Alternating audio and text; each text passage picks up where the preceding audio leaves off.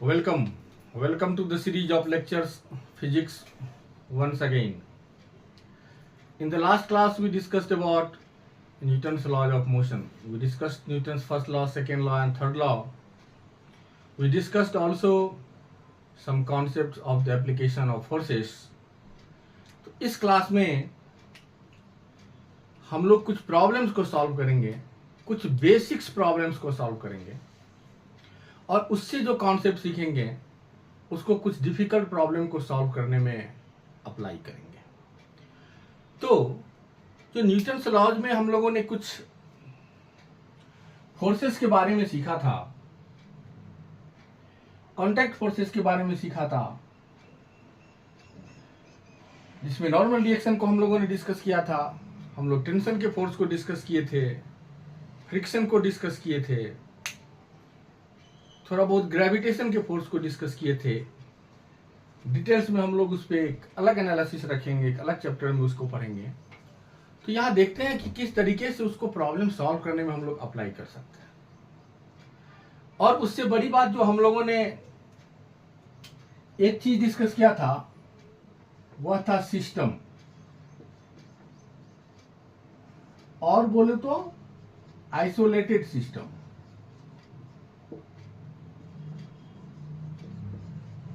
We discussed that. When we talk about isolated system, acceleration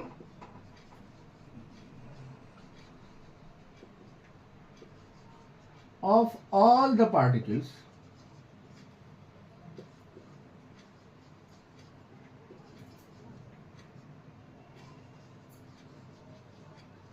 should be same.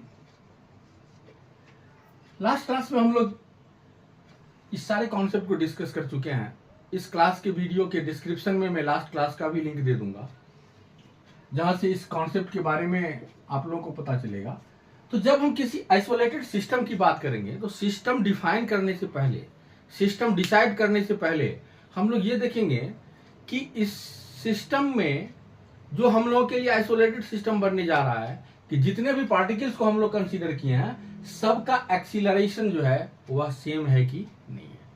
अगर acceleration same होगा तो हम उसको आइसोलेटेड सिस्टम कंसीडर करेंगे और उस पे जो फोर्सेस लगेगा बाहर से उसको एक्सटर्नल फोर्सेस का नाम देंगे और उसी नेट एक्सटर्नल फोर्सेस से जितने भी एक्सटर्नल फोर्सेस निकलेंगे उसका एक वेक्टर सम करेंगे और नेट एक्सटर्नल फोर्स जो होगा, नेट एक्सटर्नल फोर्स जो होगा वह मास इनटू एक्सीलरेशन के बराबर होगा, जो कि न्यूटन का सेकेंड लॉ है। मास कांस्टेंट रहेगा इस केस में और एक्सीलरेशन जो होगा या फोर्स के द्वारा प्रोड्यूस किया गया नेट एक्सीलरेशन होगा किसका, तो उस आइसोलेटेड सिस्टम का। तो चलिए एग्जांपल से देखते हैं, बेटर अंडरस्टैंडिंग के लिए कुछ एग्जांपल्स लेते हैं, फिर उसको हम लोग देखते हैं। सपोज करते हैं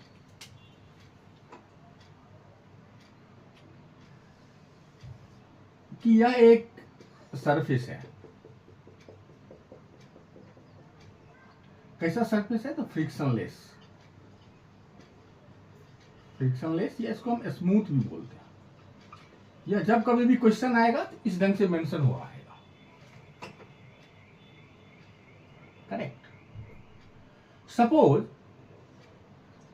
कि यह एक ब्लॉक है M1 और यह एक ब्लॉक है M2।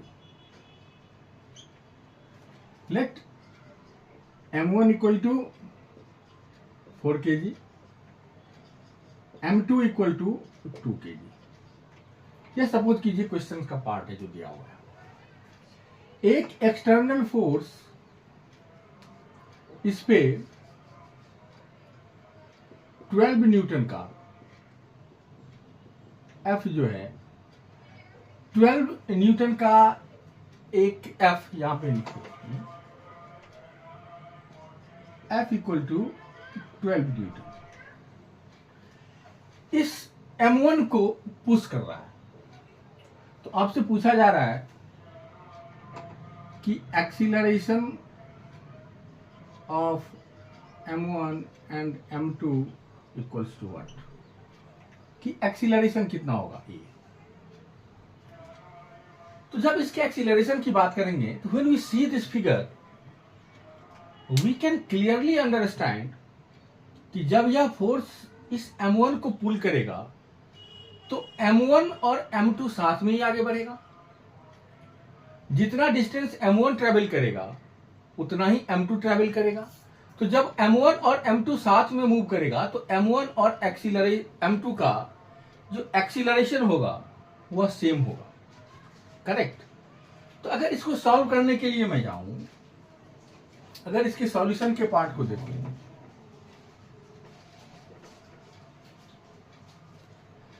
तो m1 और m2, इस m1 m2 को मैं एक साथ एक आइसोलेटेड सिस्टम इस सरफेस पे ले सकता हूं। क्यों ले सकता हूं? इसलिए कि m1 and m2 will move together, separate होकर के नहीं जाएगा। तो m1 और m2 जब साथ में मूव कर रहा है तो इसका एक्सीलरेशन भी साथ है, ये सेम होगा, यह हमें नोन है।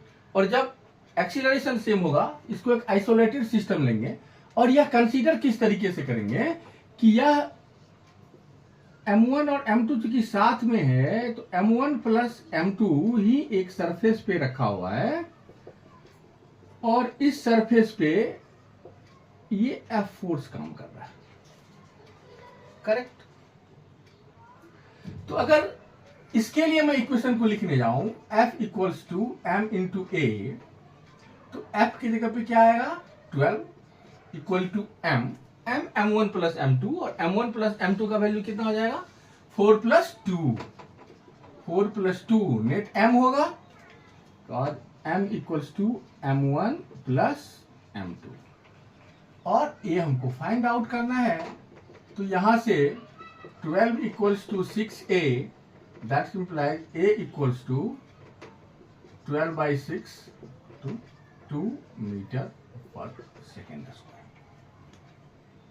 meaning that the acceleration of m1 equal to 2 meter per second square or acceleration of m2 equal to 2 meter per second square. Both the particle will move with the same acceleration, that is m1 and am2, and the value of acceleration is 2 meter per second square. इस तरीके से हम लोगों ने a को find out किया। अब यदि आपसे पूछा जाए कि m1 और m2 दोनों एक दूसरे के कांटेक्ट में है तो डेफिनेटली जहां पे सरफेस कांटेक्ट में होगा वहां पे नॉर्मल रिएक्शन का भी फोर्स आएगा। तो m1 m2 पे और m2 m1 पे नॉर्मल रिएक्शन का फोर्स लगा रहा होगा। जैसे कि यदि ये दो पेन की बात करूं, मैं इस दो पेन की बात करूं तो दोनों पेन एक दूसरे के कांटेक्ट में है और अगर इस डायरेक्शन में मूव कर रहा है तो दिस पेन इस ब्लैक वाले पेन पे इस डायरेक्शन में एक नॉर्मल रिएक्शन का फोर्स लगा रहा होगा क्योंकि इसके इस सरफेस के कांटेक्ट में है, और इस बॉडी पे यह ब्लैक वाली पेन अपोजिट डायरेक्शन में एक नॉर्मल रिएक्शन का फोर्स लगा रहा होगा। अगर आपसे वो दोनों क्या होगा, मैग्नीट्यूड में इक्वल होगा और डायरेक्शन में अपोजिट होगा। एक सरफेस दूसरे सरफेस पे जितना नॉर्मल रिएक्शन का फोर्स लगाता है दूसरा सरफेस उसको अपोजिट डायरेक्शन में सेम नॉर्मल रिएक्शन का फोर्स अप्लाई करता है। अगर हम नॉर्मल रिएक्शन के फोर्स के लिए जाएं, तो क्या होगा, m1 इस डायरेक्शन में नॉर्मल लगाएगा, किस पे लगाएगा, m2 पे। तो अगर m2 को फ्री बॉडी डायग्राम में बनाऊं तो m2 पे एक फोर्स लगेगा m2g जो कि डाउनवर्ड डायरेक्शन में काम करेगा। एक चूंकि यह इस सरफेस पे रखा हुआ है तो यह सरफेस भी अपवर्ड डायरेक्शन में एक फोर्स लगाएगा नॉर्मल रिएक्शन का, जिसको मैंने नाम दे रहा m1।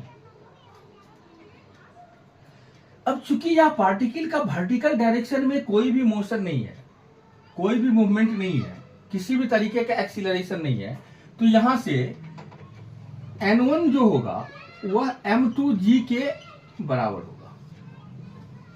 और क्वेश्चन में पहला M1 जो निकलेगा नॉर्मल रिएक्शन का फोर्स वो M2G के बराबर होगा, जो कि जिस सरफेस पे ये रखा हुआ है यह सरफेस उसको अपवर्ड डायरेक्शन में लगाएगा। अब इस दोनों ब्लॉक की अगर मैं बात करूं, इस दोनों ब्लॉक की बात करूं तो M1 इसको इस डायरेक्शन में एक नॉर्मल रिएक्शन का फोर्स अप्लाई करेगा इस सरफेस के लिए। मैं अभी इस सरफेस की बात कर रहा हूं, इससे पहले जो बात कर रहा था या नीचे वाली इस सरफेस की बात कर रहा था, क्योंकि इस सरफेस पे यह पार्टिकल रखा हुआ है तो यह सरफेस अपने परपेंडिकुलर डायरेक्शन में फोर्स अप्लाई करेगा। अब इस सरफेस की बात करता हूं, इस सरफेस पे M1 M2 पे इस डायरेक्शन में एक फोर्स लगाएगा और कोई भी फोर्स इस पे नहीं लग रहा है। तो जब यह इस डायरेक्शन में आगे बढ़ेगा, एक्सीलरेशन इसका कितना है, 2 मीटर पर सेकेंड स्क्वायर। तो इस डायरेक्शन में जो फोर्स है नॉर्मल रिएक्शन का, तो इक्वेशन क्या बनेगा, नॉर्मल रिएक्शन का ही फोर्स है एक सिंगल फोर्स, यह बराबर होगा mass M2 into a acceleration. तो normal reaction equals to mass M2 का मास कितना है 2 kg, तो 2 इंटू एक्सीलरेशन कितना निकाला है हम लोगों ने 2 metre per second square, 2 into 2 that implies normal reaction equal to 4। तो इस पे जो फोर्स लगेगा नॉर्मल रिएक्शन का, इस डायरेक्शन में नॉर्मल रिएक्शन का फोर्स आ रहा है और कितना आ रहा है 4 न्यूटन का। Now we can write 4 newton, correct. यह एक तरह का प्रॉब्लम था। Next we shall discuss another problem. We shall try to solve another problem. First, we shall decide an isolated system, and then we shall decide the forces those are acting on that isolated system. Same problem, but something different. Suppose this is a block of M1 and this is a block of M2. They are connected by a string, and now a force is pulling. Force F is acting on M2, which is pulling M2. Now suppose same problem, F equal to 12 Newton, M1 equal to 4 kg,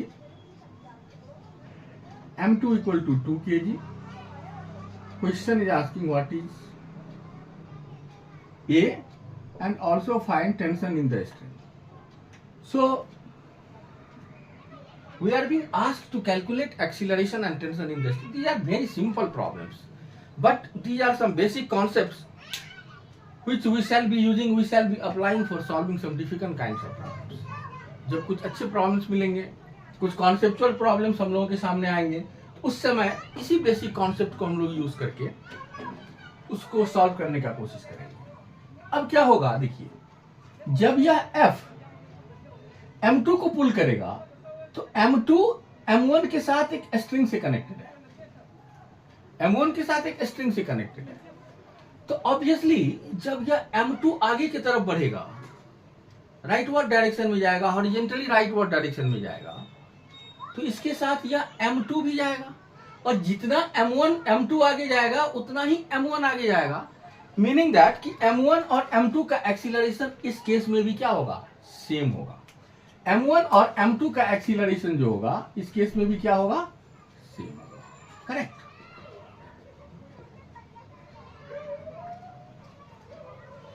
साथ में move करेगा। यहां पे जो forces लग रहा है ये टेंशन का लग रहा है। दिस M1 इस डायरेक्शन में इसको पुल करेगा, और सॉरी M1 M2 को इस डायरेक्शन में और M2 M1 को राइटवर्ड डायरेक्शन में।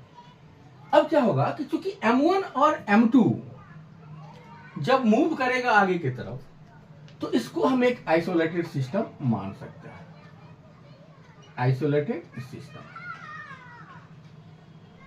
आइसोलेटेड सिस्टम मानने के पीछे रीजन क्या है कि जब हम इसको आइसोलेटेड सिस्टम कंसीडर करेंगे तो इस पे बाहर से जो फोर्स लगेंगे M1 और M2 को एक साथ हमने ले लिया, तो अब यह F जो लग रहा है इसको एक्सटर्नल फोर्स हम लोग लेंगे। इस पे जितने भी फोर्सेस लग रहे होंगे बाहर से उसको एक्सटर्नल फोर्सेस कंसीडर करेंगे, लेकिन टी जो है वो M1 और M2 के बीच में लगने वाला है और उस दोनों को मिला करके हमने एक आइसोलेटेड सिस्टम ले लिया है। इसलिए टी को हम लोग यहाँ इस केस में इंटरनल फोर्सेस लेंगे, तो टी को अपने कैलकुलेशन में नहीं लाएंगे। When we are talking about newton's law F equals to ma, we are going to apply F is always F external, the sum of vector sum of all the forces acting on the particle. F resultant भी बोलते हैं उसको, F external भी बोलते हैं उसको। तो अब जब M1 और M2 एक साथ मूव करेगा, दोनों का एक्सीलरेशन सेम होगा, तो that will be a system. और जब हम उस सिस्टम की बात करेंगे और इसको सॉल्व करने का कोशिश करेंगे, तो लेट्स ट्राई दिस सॉल्यूशन। तो what will happen, this will be a surface where M1 plus M2 we shall consider both of them as a single identity because this is an isolated system. तो इसी तरह suppose कि जैसे कि एक कोई flat है, उस फ्लैट में सपोज 3 BHK फ्लैट्स है, उस 3 BHK फ्लैट्स में 3 बेडरूम्स हैं, किचन्स हैं, वॉशिंग एरिया है, बाथरूम है, उस सारे को एक साथ जब हम लेते हैं तो एक सिंगल फ्लैट के बारे में बात करते हैं इन द सेम वे। और उस फ्लैट के अंदर में जो सारी चीजें हो रही हैं वो all these happenings are internal to them, but जब हम बाहर से उसको देखते हैं, बाहर से किसी चीज को अप्लाई करते हैं, वो एक्सटर्नल होगा। सेम कॉन्सेप्ट हम लोग यहाँ पे यूज करेंगे कि M1 और M2 को अगर साथ में लेंगे, और साथ में ले सकते हैं, क्यों ले सकते हैं, एक आइसोलेटेड सिस्टम है। आइसोलेटेड सिस्टम क्यों है, क्योंकि इस मूवमेंट में M1 और M2 दोनों का एक्सीलरेशन सेम रहने वाला है। तो जब एक्सीलरेशन सेम है तो M1 और M2 आइसोलेटेड सिस्टम है। इस पर जो सपोज इसको हम M डिनोट करते हैं और इस M को लिखते हैं M1 प्लस M2, करेक्ट। तो इस M पे कौन कौन से फोर्सेस काम करेंगे, इस फोर्सेस को अभी मैं नहीं भी शो कर सकता हूं। ऊपर की डायरेक्शन में क्या आएगा, एक नॉर्मल एक्शन का फोर्स आएगा, लेकिन इस पार्टिकल को जब यह फोर्स पुल करेगा तो यह हॉरिजॉन्टल डायरेक्शन में मूव करेगा। इसका जो मोशन होगा वो हॉरिजॉन्टल डायरेक्शन में होगा, वर्टिकल डायरेक्शन में इसका कोई भी मोशन नहीं होगा। यह हॉरिजॉन्टल डायरेक्शन में जो मूव कर रहा है इस तरीके से, तो ये वर्टिकल डायरेक्शन में इसका कोई मोशन नहीं है। और चूंकि वर्टिकल डायरेक्शन में कोई मोशन नहीं है, कोई एक्सीलरेशन नहीं है, इसका मतलब है कि वर्टिकल डायरेक्शन में कोई भी फोर्स, नेट फोर्स उस पर काम नहीं कर रहा है। मतलब नेट फोर्स जो है वो क्या है, 0 है। तो नेट फोर्स 0 कब होगा, जब यह अपवर्ड डायरेक्शन का फोर्स डाउनवर्ड डायरेक्शन के फोर्स को क्या करेगा, बैलेंस कर देगा। मीनिंग दैट कि N इक्वल्स टू mg। यहां से अब वैल्यू रख देंगे M का और G का। M का वैल्यू हो जाएगा 4 + 2 6, G को आप 10 मीटर पर सेकंड को लेते हो, वैसे 9.8 मीटर पर सेकंड स्क्वायर होता है। लेकिन अगर N को कैलकुलेट ही करना है, कितना हो गया, 6 × 9.8 मीटर और सॉरी न्यूटन। या इसका नॉर्मल रिएक्शन का फोर्स होगा, जो कि यह सरफेस M1 और M2 को कंबाइंड ऊपर की तरफ लगा रहा है, इस M को। लेकिन यहां पे M जो है वो M1 प्लस M2 के लिए है अलग अलग। तो क्या होगा, इस M की बात करेंगे तो जब M1 की बात करेंगे तो M1 पे M1G डाउनवर्ड डायरेक्शन में, और सपोज इसको N1 बोलते हैं, तो यहां से आ जाएगा N1 equals to M1 into G equals to M1 का वैल्यू कितना है, 4 × 9.8 न्यूटन। और N2 की जब बात करेंगे सेम, तो N2 का कितना हो जाएगा, M2G। तो M2 पे कितना लगेगा, M2 इक्वल टू 2 × 9.8 न्यूटन का फोर्स लगेगा, क्योंकि N1 और N2 पे। मीनिंग दैट इस बॉडी पे एक फोर्स डाउनवर्ड डायरेक्शन में, एक फोर्स अपवर्ड डायरेक्शन में लगेगा। तो इंडिविजुअली जब आपसे पूछा जाएगा कि M1 पे surface, this surface normal reaction का फोर्स कितना लगाता है, तो हम लोग इस तरीके से निकाल सकते हैं। अब जब बात आती है एक्सीलरेशन निकालने की, एक्सीलरेशन निकालने के लिए M1 और M2 को हम लोगों ने क्या किया है, कंबाइंड मास के रूप में ले लिया, क्योंकि दोनों एक साथ आगे बढ़ेगा। और इस दोनों पे नेट फोर्स कितना काम कर रहा है, F। क्योंकि यह बाहर से है, बाहरी फोर्स है, M1 और M2 पे एक एक्सटर्नल फोर्स की तरह काम कर रहा है। तो हम लोग यहां से क्या लिखेंगे, F एक्सटर्नल और F resultant equals to M × A। तो F कितना है, 12 newton 12 equals to m, m4 plus 2 6 newton into a, तो again a equals to 2 metre per second square. 2 metre per second square से m1 भी जाएगा और 2 metre per second square से m2 भी जाएगा। करेक्ट। अब यदि इसी प्रॉब्लम को पूछा जाए तो this equal to this will become, now suppose a equals to 2 metre per second square. तो फर्स्ट पार्ट हम लोगों ने कैलकुलेट किया। अब इसका दूसरा पार्ट कैलकुलेट करने के लिए बोलता है कि अब टेंशन भी बता दीजिए उसमें कितना है। तो एक दोनों को एक साथ कंबाइंड हुए में एक सिस्टम लेने के बाद, आइसोलेटेड सिस्टम लेने के बाद हम लोगों ने एक कैलकुलेट किया, मतलब m2 का भी एक्सीलरेशन उतना ही होगा जितना m1 का एक्सीलरेशन है, और वह 2 मीटर पर सेकेंड स्क्वायर है। अब जब बात हो रही है टेंशन निकालने की, इसको मैं भी हटा रहा हूं यहां से, इसका कोई यूज नहीं है क्योंकि अपवर्ड डायरेक्शन में कोई भी एक्सीलरेशन नहीं है। तो अब यदि टेंशन की बात आएगी तो इसी सवाल को मैं अब इस सिस्टम को भी हटा दूंगा और ये सारे फोर्सेस काम करेंगे इस पे। This will move this m2, और टेंशन निकालने के लिए किसी भी दो बॉडी में से एक बॉडी का, दो बॉडी में से एक बॉडी का या दोनों बॉडी का फ्री बॉडी डायग्राम बना लीजिए। उस पे इस डायरेक्शन में एक राइटवर्ड डायरेक्शन में, हॉरिजॉन्टली राइटवर्ड डायरेक्शन में एक मोशन है, उस डायरेक्शन में आप इक्वेशन लिख लीजिए F इक्वल्स टू ma का, उसको सॉल्व कीजिए, टेंशन मिल जाएगा। जैसे कि यदि m1 की बात करूं, यदि m1 की बात करूं तो m1 पे एक फोर्स इधर टेंशन का लग रहा है, इस m1 पे ये फोर्स लग रहा है इधर टेंशन का, करेक्ट, यह सरफेस पे रखा हुआ है। यहां m1g काम करेगा और ऊपर में नॉर्मल रिएक्शन का फोर्स काम करेगा, लेकिन दिस m1g इस नॉर्मल के साथ कैंसिल हो जाएगा। इसलिए कैंसिल हो जाएगा क्योंकि इस डायरेक्शन में यह पार्टिकल कभी मूव नहीं करेगी। इस डायरेक्शन में कोई भी मोशन नहीं इस पार्टिकल का। यह m1 कैसे मूव करेगा? इस डायरेक्शन में। इसका मतलब है कि इसी डायरेक्शन में नेट फोर्स होगा। इस डायरेक्शन में एक ही फोर्स है, वह फोर्स क्या है? T। तो अगर इक्वेशन हम लिखेंगे F equals to ma, F के प्लेस पे आ जाएगा T, m is m1 is 4 into a is 2, tension हो जाएगा 8 न्यूटन का। यह सेम वैल्यू हम लोग कैलकुलेट कर सकते हैं m2 के लिए भी जब फ्री बॉडी डायग्राम को लिखेंगे। तो अगर हम m2 के लिए फ्री बॉडी डायग्राम को लिखेंगे, देखिए क्या होगा। इसी सवाल में now let's suppose we shall remove this one because we have calculated that part, इसका अब यूज नहीं है। तो इसको करके अब m2 के लिए एक फ्री बॉडी डायग्राम बना लेते हैं। m2 पे एक फोर्स लगेगा m2g डाउनवर्ड डायरेक्शन में, एक नॉर्मल रिएक्शन अपवर्ड डायरेक्शन में, लेकिन इस पार्टिकल का वर्टिकल डायरेक्शन में कोई भी मोशन नहीं है, इसीलिए n m2g को कैंसिल करेगा। यह पार्टिकल पे कौन सा फोर्स लग रहा है? m2 पे एक फोर्स लग रहा है F, जो इस डायरेक्शन में लगेगा, और यह m1 के साथ स्ट्रिंग से कनेक्टेड है। m1 इस पे अपोजिट डायरेक्शन में टेंशन का फोर्स लगाएगा, करेक्ट। T फाइन, तो this is fine, this part we have calculated.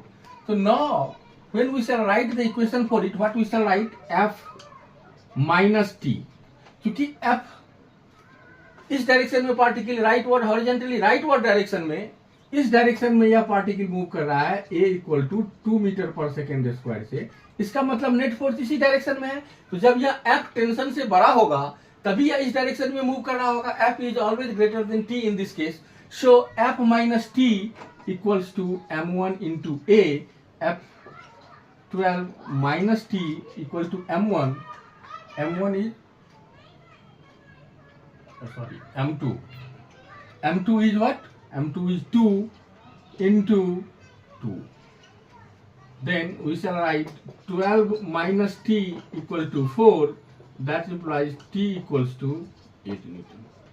So again we have calculated T, क्या वैल्यू आया? 8 न्यूटन। तो दो में से किसी भी एक बॉडी के दो में से किसी भी एक बॉडी की अगर फ्री बॉडी डायग्राम बना करके हम लोग टेंशन का वैल्यू कैलकुलेट किए तो टेंशन क्या आ रहा है, सेम। और सेम आना भी चाहिए, ले भी चुके हैं सेम, क्योंकि स्ट्रिंग क्या है, एक सिंगल स्ट्रिंग है। जब तक स्ट्रिंग चेंज नहीं करेगा उस स्ट्रिंग में टेंशन का वैल्यू चेंज नहीं करेगा, चाहे वो किसी भी तरीके से कनेक्टेड हो। करेक्ट, डायरेक्टली दो ब्लॉक कनेक्टेड हो, एक पुली के थ्रू कनेक्टेड हो, अगर टेंशन की बात करूं और स्ट्रिंग सेम रहने वाली है, जैसे ही स्ट्रिंग चेंज करेगा उस तरह के भी प्रॉब्लम को हम लोग सॉल्व करेंगे। जैसे ही स्ट्रिंग चेंज करेगा टेंशन उसमें चेंज करेगा। लेकिन जब तक स्ट्रिंग सेम रहेगा, सपोज मैं इसी स्ट्रिंग की बात कर रहा हूं, मेरे इस पॉइंट से इस पॉइंट तक एक सिंगल स्ट्रिंग है, अगर ये स्ट्रिंग सिंगल है और मासलेस है तो इस स्ट्रिंग के लिए टेंशन का वैल्यू हर जगह सेम रहेगा। मैं पहले के वीडियो, लास्ट वीडियो जो अपलोड किया हूं जिसमें इस सारी चीजों को, कॉन्सेप्ट्स को हम लोगों ने डिस्कस किया था, उसका भी डिस्क्रिप्शन दे दूंगा, वहां से इस कॉन्सेप्ट को आप ले सकते हैं। याद यही रखना है कि स्ट्रिंग को मासलेस होना चाहिए और स्ट्रिंग को अगर सिंगल स्ट्रिंग है तो उसमें टेंशन का वैल्यू हर जगह सेम होगा। आइए कुछ और प्रॉब्लम सॉल्व करते हैं। सारे बेसिक्स प्रॉब्लम्स हैं। इस बेसिक्स प्रॉब्लम को सीखने के लिए कुछ कॉन्सेप्ट चाहिए होगा, फिर उसके बाद इसका एप्लीकेशन हम लोग कुछ अलग और कॉन्सेप्चुअल प्रॉब्लम्स में करेंगे। लेकिन ये सब बेसिक कॉन्सेप्ट क्लियर होना चाहिए। अब क्या है, सपोज कि यह एक इंक्लाइंड प्लेन है, दिस एंगल इज थीटा, यहां पे कोई मास है, सपोज कीजिए m, तो क्या होगा, ये उसी तरीके का प्रॉब्लम है। अगर मैं यहां पे इस पेन को रखूंगा तो ये नीचे की तरफ आएगा, ऑलवेज नीचे की तरफ आएगा। तो यदि इस m की बात करूं तो इस m को जैसे ही छोड़ेंगे ये सरफेस जो है वो स्मूथ है, मतलब कोई फ्रिक्शन नहीं है, यहाँ पे frictionless surface, we are talking about frictionless surface, smooth surface है। तो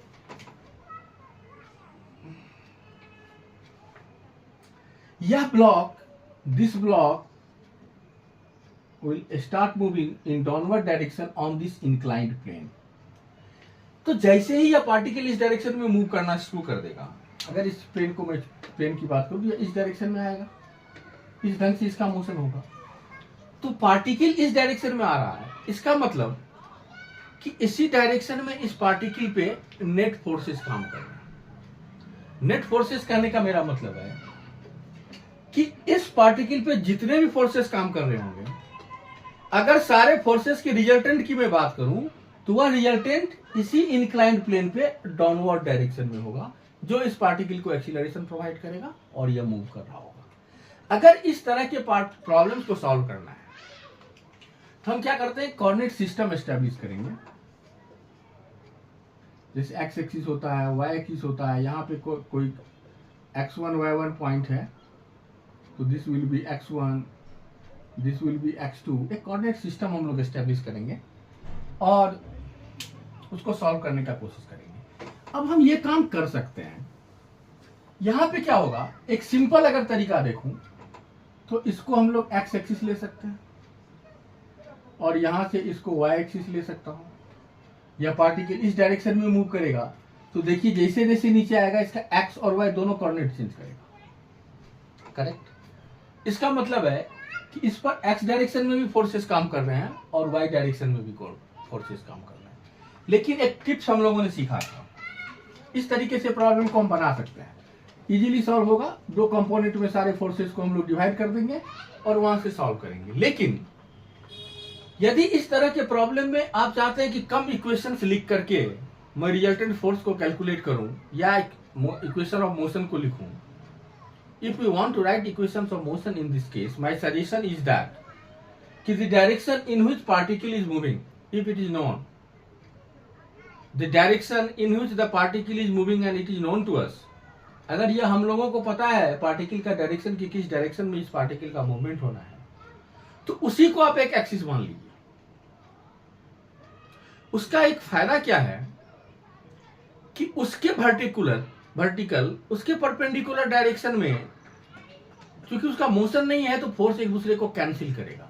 या उसी तरह का है जैसे लास्ट प्रॉब्लम में हम लोगों ने इस ढंग से लिया था और पार्टिकल इस डायरेक्शन में मूव कर रहा था, तो यहाँ पे mg और यहाँ पे नॉर्मल था, तो ये नॉर्मल mg को क्या कर रहा था, कैंसिल कर रहा था, क्योंकि वर्टिकल डायरेक्शन में कोई मोशन नहीं था पार्टिकल का। तो इस तरह का प्रॉब्लम जब आए, इंक्लाइंड प्लेन का प्रॉब्लम, तो उस तरीके की प्रॉब्लम को सॉल्व करने के लिए हम लोग अपने ही टिप्स पे, अपने ही कॉन्सेप्ट पे ध्यान देंगे कि जिस डायरेक्शन में पार्टिकल का मूवमेंट है उसी डायरेक्शन में हम एक एक्सिस मान लेंगे।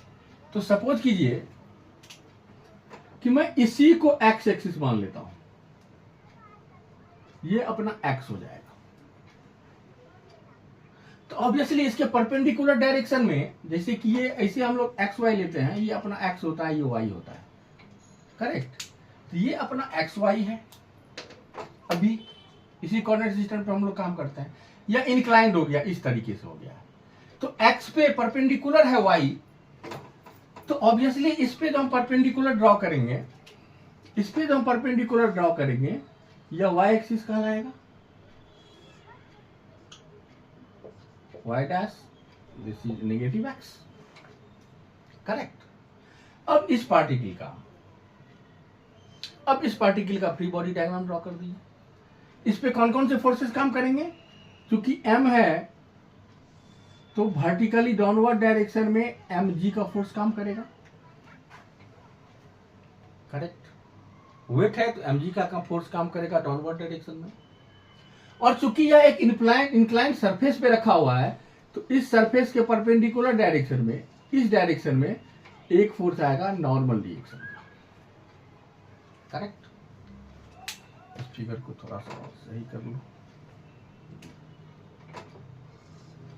ये नॉर्मल रिएक्शन का फोर्स आएगा इस m मास के पार्टिकल पे, करेक्ट। अब क्या है कि सारे फोर्सेस को हम x, अगर x एक्सिस या y एक्सिस के अलोंग सारे फोर्सेस काम कर रहे हैं तो इक्वेशन लिखेंगे x के अलोंग और y के अलोंग।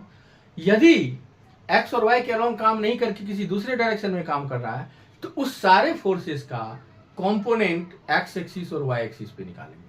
यहाँ देखिए नॉर्मल रिएक्शन का फोर्स जो है वो y एक्सिस पे काम कर रहा है, इसका कोई भी कंपोनेंट नहीं निकालने की जरूरत है, वैसे भी x डायरेक्शन में उसका कंपोनेंट 0 होगा। mg जो फोर्स है वह ना तो x एक्सिस पे है और ना ही y एक्सिस पे है, it is nether on x axis nor on y axis, ना x पे है ना y पे है। तो जब x पे भी नहीं है y पे नहीं है तो इसका कंपोनेंट निकालने का कोशिश करेंगे। कैसे निकालते हैं हम लोग कंपोनेंट, आपको याद होगा कि x है, ये y है, अगर कोई फोर्स F काम कर रहा है और इसके साथ थीटा एंगल बना रहा है, तो जिसके साथ जितना एंगल बनाता है that cos theta will be the component, in this direction it will be F sin theta,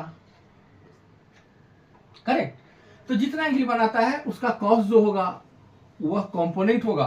तो अब this is theta, this will B 90, this is 90 minus theta, तो दिस विल बी थीटा। अगर यह theta है तो ये भी theta होगा। तब mg y डैश एक्सिस के साथ, mg y डैश एक्सिस के साथ थीटा एंगल बना रहा है, इसीलिए y डैश पे इसका कंपोनेंट क्या होगा, mg cos थीटा। और उसके परपेंडिकुलर डायरेक्शन में x डैश, इस डायरेक्शन में कौन सा होगा, mg sin थीटा। अब देखिए जब इक्वेशन हम लोग लिख लिए हैं, सॉरी, जब फोर्सेस को कंपोनेंट में डिवाइड कर दिया, mg 2 पार्ट्स में डिवाइड हो गया। mg cos theta y axis पे काम कर रहा है निगेटिव डायरेक्शन में, और mg sin theta x axis पे काम कर रहा है निगेटिव डायरेक्शन में। मतलब सारे फोर्सेस, इस पे जो भी फोर्सेस लग रहे थे वो फोर्सेस अब हमारे एक्सिस के अलोंग डिस्ट्रीब्यूट हो गए हैं। अब एक्सिस पे आप इक्वेशन को लिख दीजिए। अगर एक्सिस पे इक्वेशन को लिखेंगे तो वर्टिकल डायरेक्शन में इस पार्टिकल पे कोई भी मोशन नहीं है। अगर कोई मोशन नहीं है तो यहां से हम लिखिए बैलेंस करेगा, this force will be equal in magnitude, they are opposite in direction, और इस डायरेक्शन में कोई भी मूवमेंट नहीं है पार्टिकल का। यहां से पहला इक्वेशन आएगा n equals to mg cos theta, correct. अब देखिए यह पार्टिकल जो कि नीचे की तरफ आ रही थी, तो इसके अपोजिट डायरेक्शन में कोई भी फोर्सेस अभी काम नहीं कर रहा है, और mg sin थीटा ही एक सिंगल फोर्स है जो कि इस पार्टिकल के मूवमेंट के डायरेक्शन में है। जिधर यह पार्टिकल नीचे की तरफ आ रही है, this particle coming down on this inclined plane इस इंक्लाइन प्लेन पे नीचे की तरफ आ रही है तो डेफिनेटली इस फोर्स पे जो काम कर रहा है वो एक सिंगल फोर्स है mg sin थीटा। तो हम लोग क्या लिखते हैं equation, F equals to m into a, और जब m इंटू ए की बात करेंगे तो F की जगह पे क्या आएगा, mg sin theta equals to m into a. तो m दोनों तरफ से कैंसिल हो जाएगा, तो यहां से a equals to g sin theta. मतलब g का वैल्यू 9.8, या यदि क्वेश्चन में मेंशन है कि आप 10 मीटर पर सेकंड स्क्वायर ले लीजिए तो आप 10 मीटर पर सेकंड स्क्वायर ले लीजिएगा, कोई दिक्कत नहीं। g का भी जो वैल्यू का नहीं है तो 9.8। तो g sin थीटा एक्सीलरेशन से यह पार्टिकल इस इंक्लाइंड प्लेन पे नीचे की तरफ आएगा। अब देखिए एक्सीलरेशन जो हम लोग डिफाइन किए हैं, इस एक्सीलरेशन में मास कहीं नहीं है। This acceleration a equal to g sin theta does not contain mass. It means अगर एक स्मूथ इंक्लाइंड प्लेन पे, सरफेस स्मूथ होना चाहिए, स्मूथ इंक्लाइंड प्लेन पे किसी भी पार्टिकल को, चाहे उसका मास कुछ भी हो, किसी भी मास को यदि मैं यहां प्लेस कर दूं तो वह मास g sin थीटा एक्सीलरेशन से डाउनवर्ड डायरेक्शन में, g sin थीटा एक्सीलरेशन से डाउनवर्ड डायरेक्शन में नीचे की तरफ ट्रेवल कर जाएगा, डाउनवर्ड डायरेक्शन में इस इंक्लाइंड प्लेन पे मूव कर जाएगा। और सबका अगर इस मास का वैल्यू में, मेरा मतलब है 1 kg रखूं या 2 kg रखूं या 100 kg रखूं या 1000 kg रखूं, किसी भी तरह के मास को मैं रखूं तो सबका एक्सीलरेशन जो होगा, सारे एक्सीलरेशन जो होंगे वह g sin थीटा ही होगा, g sin थीटा ही होगा। मतलब इन दिस केस एक्सीलरेशन का जो वैल्यू है वह मास से इंडिपेंडेंट है। तो क्वेश्चन में क्या होगा कि आपसे हो सकता है बिना मास का एक क्वेश्चन पूछ दिया जाए, मास का वैल्यू नहीं दिया जाए, क्वेश्चन पूछ दिया। जब आप इक्वेशन लिखेंगे उस समय आपको मास की जरूरत पड़ेगी, आपको ऐसा लगेगा कि मास क्वेश्चन में नहीं दिया हुआ, कैसे सॉल्व होगा। But remember that g sin theta acceleration से नीचे आएगा जो कि मास से इंडिपेंडेंट होगा, जो कि मास से इंडिपेंडेंट होगा। तो कुछ बेसिक कॉन्सेप्ट हम लोगों ने आज सीखा। We learn about some basic concepts. In the next class we shall discuss about pulley, and we shall try to include all these concepts in some single problems, and then we shall be able to solve some difficult, some conceptual problems on it, where we shall be writing various equations for them, and we shall be trying to solve all these equations. So what we have learned in this class, हम लोगों ने आज जो सीखा है, इस concepts को, इस सारे कॉन्सेप्ट्स को हम लोग कुछ कॉन्सेप्चुअल प्रॉब्लम में अप्लाई करने का कोशिश करेंगे। In the next class, see you all, thank you very much.